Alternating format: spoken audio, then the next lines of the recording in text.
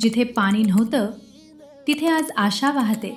Doctor Nitin Waghmode यांच्या प्रेरणेतून उभी राहिलेली माणदेशातील जलक्रांती. महाराष्ट्राच्या माणदेश भागातील माण तालुका म्हटलं की लक्षात येतं एकेकाळी दुष्काळानं होरपळलेली भूमी, भेगा पडलेली जमीन, कोरड्या विहिरी, टँकरच्या पाण्यावर जगणारी गावं आणि पाण्यासाठी मैलोन मैल चालणाऱ्या महिला, तरुणांचे शहरांकडे स्थलांतर, ओसाड पडलेली शेती आणि भविष्याबद्दलची अनिश्चितता.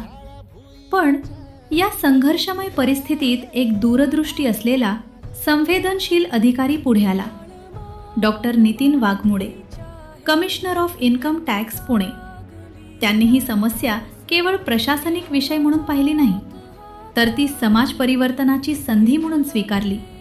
डॉक्टर वाघमोडे यांनी प्रत्यक्ष गावभेटी घेतल्या, लोकांच्या अडचणी समजून घेतल्या, शेतकऱ्यांच्या डोळ्यातील वेदना अनुभवल्या आणि त्यातून जन्म झाला एका मोठ्या संकल्पाचा. पावसाचा प्रत्येक थेंब अडवायचा, जिरवायचा आणि गाव समृद्ध करायचं. त्यांच्या मार्गदर्शनाखाली लोकसहभागातून जलसंधारणाची मोठी चळवळ उभी राहिली.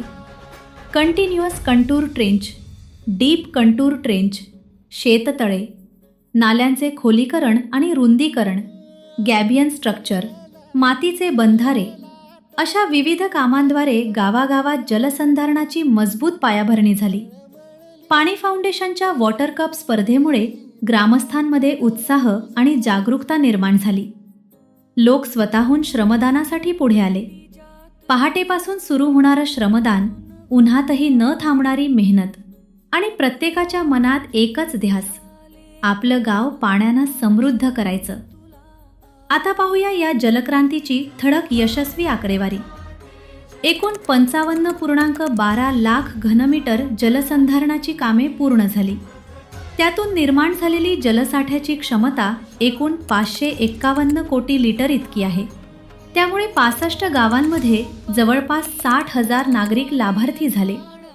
याचसोबत 18,000 वृक्षलागवड देखील झाली. या उपक्रमामुळे आज अनेक गावांमध्ये वर्षभर पाण्याची उपलब्धता निर्माण झाली आहे. पूर्वी टँकरवर अवलंबून असलेली गावं आज जलसमृद्ध झाली आहेत. शेतांमध्ये पुन्हा हिरवळ परतली आहे. स्थलांतरित तरुण गावाकडे परत येत आहेत. दुग्ध व्यवसाय, शेती आणि लघु उद्योगांना चालना मिळत आहे. महिलांचे बचत गट सक्षम होत आहेत. विद्यार्थ्यांमध्ये पाणी संवर्धनाबाबत जागरूकता वाढत आहे. ही केवळ विकासाची गोष्ट नाही, ही लोकसहभाग, नेतृत्व आणि सामूहिक जिद्दीची प्रेरणादायी कहाणी आहे. आज माणदेशातील ही जलक्रांती संपूर्ण समाजासाठी एक आदर्श ठरत आहे. कारण जर इच्छाशक्ती, योग्य दिशा आणि लोकसहभाग असेल तर कोणताही दुष्काळ कायमचा राहू शकत नाही. आज या गावांमध्ये फक्त पाणी नाही तर नव्या भविष्याचा प्रवाह वाहतो आहे. पाणी वाचवा, पाणी जिरवा आणि जीवन समृद्ध करा. धन्यवाद.